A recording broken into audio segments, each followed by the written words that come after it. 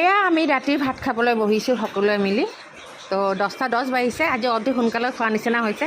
আমি 11টা 11:30 আগতে ভাত খোৱা কেতিয়াও নহয়, কিন্তু দেখুৱাৰ কাৰণটো হৈছে এয়া হ'ল বইল মাছ কৰিছোঁ।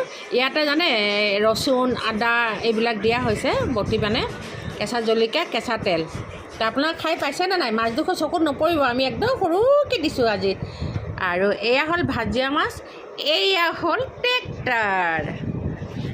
খাওঁ লাগিছে নেকি বন্ধুসকল? এয়া ভাত খাবলৈ বহিছোঁ। তো ডাইনিং টেবুলত সৰু বেটা খায়ো আছে, ৰ'ব দেখাই আছোঁ। কিন্তু এয়া সৰু বেটা খাই আছে, কিন্তু মই ডাঙৰ বেটা বহুত লগত বোৱাৰীৰ লগত বহি ইয়াতে খাম। তো দেখাই দিওঁ ৰ'ব, এয়া আহিছে। এয়া